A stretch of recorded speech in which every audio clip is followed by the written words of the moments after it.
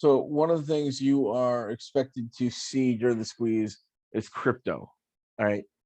They're going to use crypto as liquidity. It's like they've got tons of money that they've squirreled away in crypto, in different forms of crypto. It's not just Bitcoin. So during the squeeze, you'll see crypto taking serious hits. As these margin calls get worse and worse, you'll start seeing crypto really take a tumble. And if you have assets in there during the squeeze, you're probably better off pulling them and then rebuying back in after the squeeze because A, you'll have more money and crypto will be a lot cheaper, right? And they'll also try to fuck around with the equities. Forgive my French. They with other plays, there'll be other teams out there trying to gain liquidity through the options chain than ever before. They're trying to make as much money as they possibly can to survive. Remember how I use that phrase, extinction level event. This is like Armageddon for them, right? They're going to be bleeding money profusely. It's going to be like a geyser of money that they're going to be losing. And there's nothing anyone can do about it. So they need to capture as much and retain as much to pay us off or the DTC off, right? The NSCC. So you're going to see that. And they'll also have the delays. We talked about delays in a couple of videos back about how they're going to try to delay to get more money, to get more liquidity, just to survive this thing. And remember, the idea is to have these little delays just to keep you away for a little bit longer, to distract you. So they'll put out bait for us. Like I noticed this morning, it was like 20, or it was the price had gone off a couple more points. They're trying to sucker people into options, right? It's going to hit 40, you guys. It's going to hit 30, you guys. It's going to be this, that, and the other. And people are dumb enough to take that bet, and they'll make a boatload. They'll make 100 million, 200 million on that alone, right? We know this. Um, you know, one of the things I think you should do is just to keep in mind that that this play and this play alone should be your sole focus.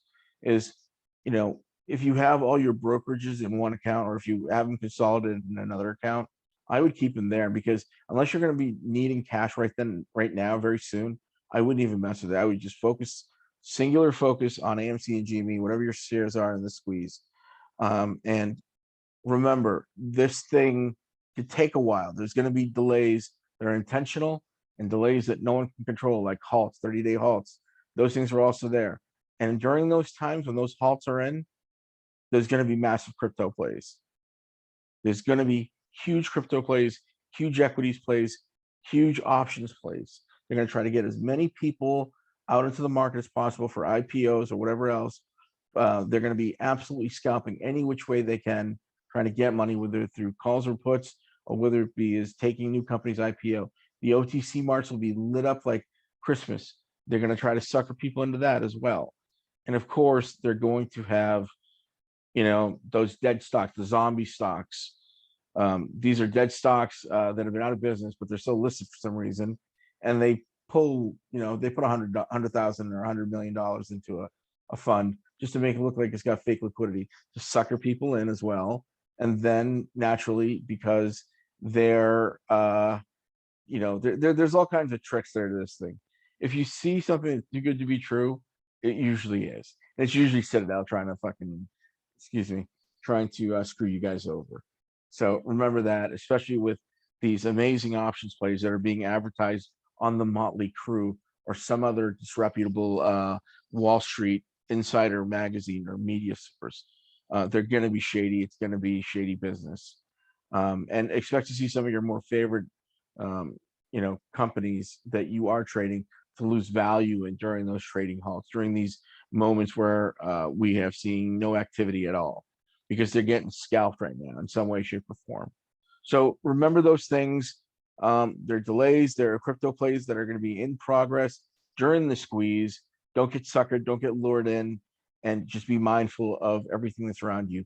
I have an expression that I like to use: FYSA, for your situational awareness. Be around. You know what's going on all around you in other markets and how it all intersects and all interplays into the AMC GME saga. Because, in a sense, this is the epicenter of this financial crash. This is where we are hedging. That's what's so great about this. We're hedging all of the world's losses on these two plays. And that's what I think I'm doing. No matter what happens, I'm walking out of this thing with money in my pocket, and I'm not going to lose anything. Even if the rest of I have other equities and other portfolios that are in vast sums. I'm not going to worry about those losses, which are going to be massive. That I don't even want to look at them, which is why I transferred out, knowing that this play is going to make sure, it's just it's going to make up all the difference. Is what I'm trying to say. So keep that in mind. Your crypto is going to bleed. Your other equity is going to bleed. You're going to get suckered into options. Don't believe any of it. And you're going to try to delay the squeeze through all kinds of trading halts and this, that, and the other. And that's what you should remember. Al from Boston signing out. Make the next video. Bye.